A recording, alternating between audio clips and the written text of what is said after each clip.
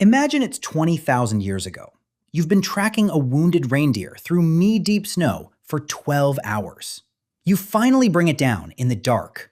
Starving and exhausted, you cut off a small piece of hot fat and eat it alone beside the carcass before dragging the meat back to camp. You expect a welcome fit for a savior. Instead, when you drag the kill into the firelight, an elder wipes a trace of grease off your chin and shows it to the rest of the band. Nobody cheers. Nobody touches the meat.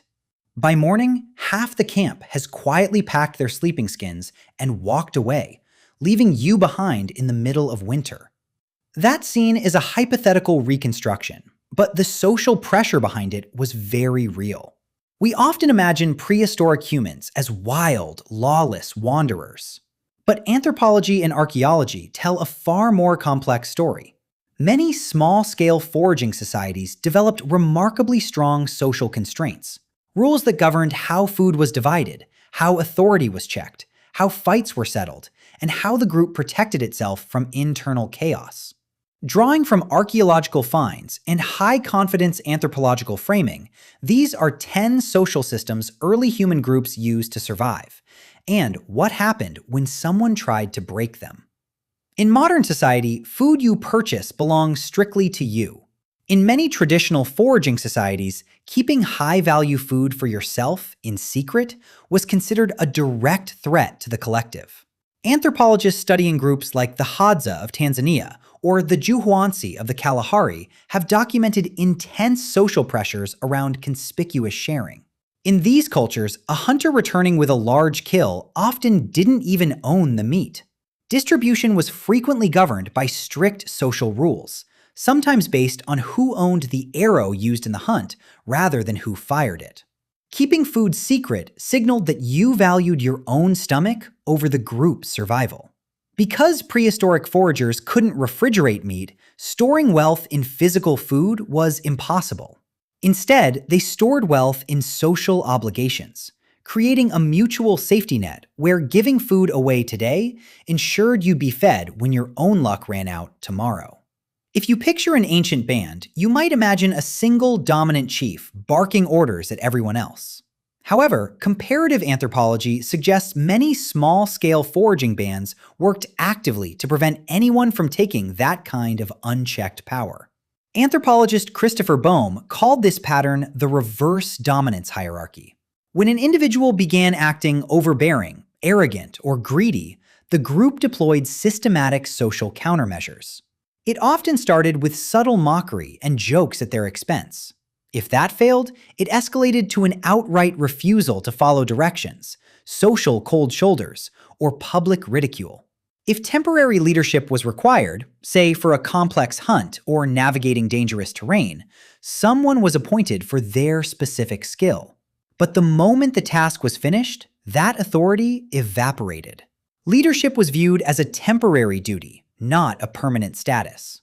Freedom didn't mean doing whatever you wanted. It meant ensuring no single person gained the leverage to rule over everyone else. Human infants are biologically expensive.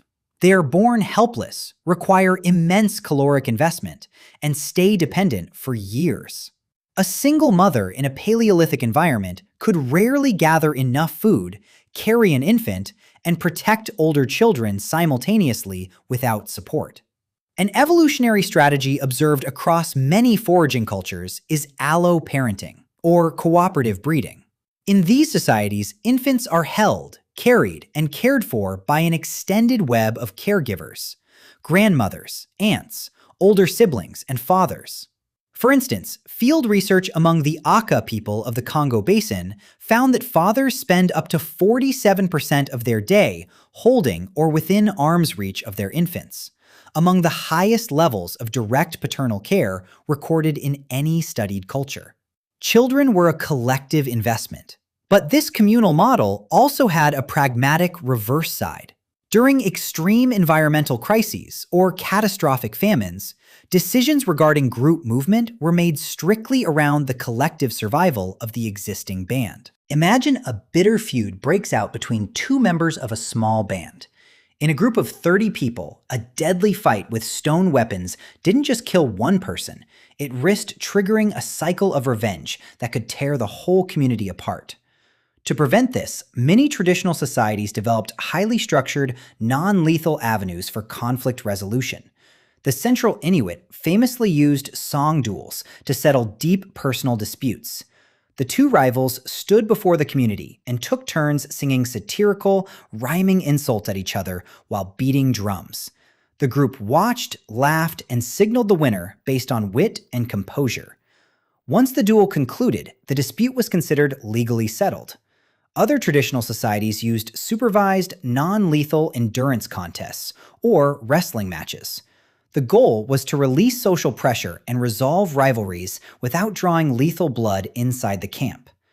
Imagine living in a community where accumulating personal possessions was actively penalized by your neighbors. Anthropologists have documented a phenomenon known as demand sharing in several foraging cultures. If a member of the group possessed a desirable item, a finely crafted tool, a hide, or an ornament, and another person explicitly requested it, refusing to give it away carried a heavy social cost. Refusing marked you as stingy, a label that threatened your standing in the group's mutual aid network. This system kept tools and materials fluid, rotating constantly through different hands and families across wide territories. By limiting the ability to hoard material goods, these groups ensured that no single person could leverage personal wealth into political dominance. How did small, isolated bands of early humans avoid the catastrophic genetic effects of inbreeding over generations? Genetics provides a key piece of the puzzle. DNA analysis from Upper Paleolithic burial sites, such as the 34,000-year-old remains at Sungheir in Russia, reveals that individuals within these small bands were rarely closely related. The evidence is consistent with social networks extending beyond the immediate local band, helping small populations maintain genetic diversity. Anthropologists infer that these extended social networks provided something far more valuable than genetic diversity alone. They created bridges between regional groups. When localized droughts or game collapses struck a valley, those regional family ties may have offered safe passage, shared information, and refuge in neighboring territories. In a modern city, you can live behind a locked door, completely unobserved. In many small-scale camps, domestic life unfolded in close proximity to other members of the group. Major arguments, conversations, and daily activities occurred within sight and earshot of the community. Without written legal codes or formal police, behavioral norms were maintained through continuous social observation, fueled heavily by gossip. Far from being trivial chatter, gossip in small-scale societies acts as a real-time reputation tracking system. It constantly calibrated who was contributing to hunts, who was sharing gathered food, and who was pulling their weight. In a small group, a damaged reputation directly threatened your access to shared resources. There is a widespread myth that early human groups routinely abandoned the injured or elderly the moment they slowed the band down. The physical evidence tells a much more nuanced story. Consider the famous Neanderthal skeleton known as Shanidar I, discovered in Iraq. This individual suffered severe injuries during his life, a crushing blow to the face that likely blinded him in one eye, a withered right arm amputated at the elbow, and trauma affecting his leg and foot. Yet his bones show clear signs of healing and regrowth. He survived for a substantial period after receiving these debilitating injuries. Many researchers argue this points to sustained care and support from his group, though the exact degree of assistance he needed remains debated. What's less contested is the broader pattern. In oral cultures without written books, older or injured individuals were living archives. They held decades of specialized knowledge, where hidden springs existed during rare droughts, how to process toxic plants safely, and how to navigate changing landscapes. Caring for the vulnerable preserved the collective memory of the band. What happened when a member of a group repeatedly broke social norms, bullied others, or threatened the safety of the band? Without prisons or formal legal institutions, several small-scale societies relied on ostracism, or exile.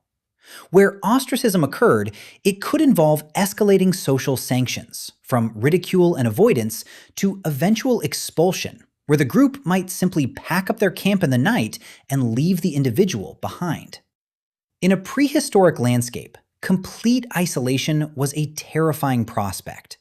Alone, a person couldn't hunt large game safely, had no one to watch for predators while sleeping, and faced fatal consequences from minor injuries or sickness. The group didn't need a prison.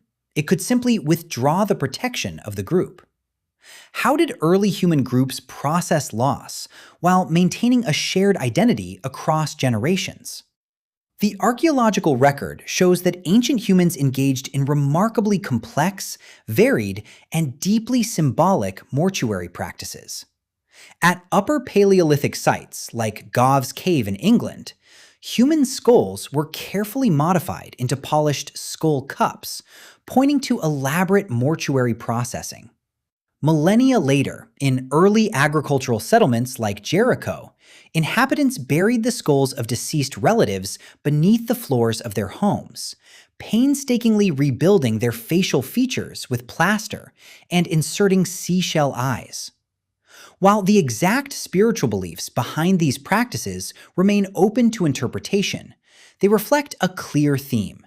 The dead remained a meaningful part of the living community. Death was not an immediate severance. By keeping, modifying, or ritually interacting with the physical remains of ancestors, early groups reinforced their shared lineage, their connection to the land, and their collective continuity. When you look across all 10 of these social systems, a single underlying thesis emerges. Every custom, every taboo, and every subtle social pressure was designed to solve one fundamental evolutionary challenge: how to keep small human groups united, functional, and egalitarian in a world where internal chaos meant extinction. For over 90% of our species' history, individual ego was subordinated to group survival. We no longer live in small foraging bands. We live in cities of millions, sleep behind locked doors, and rely on formal courts and written laws. Yet those ancient social instincts remain hardwired deep within our biology. When you feel an instinctive flare of anger at someone taking more than their fair share, when you use humor to bring an overly arrogant person back down to earth, or when you feel that subtle primal dread of being excluded from a group, that isn't just modern psychology. That is the echo of an ancient ancestor, sitting by a fire thousands of years ago, reminding us of a fundamental truth. Our species didn't conquer the planet because we were strong individuals, but because we learned how to survive together. If you enjoyed this journey into the hidden rules that shaped our species, subscribe to Ancient Actually, because there are thousands of years of human history still waiting to be uncovered.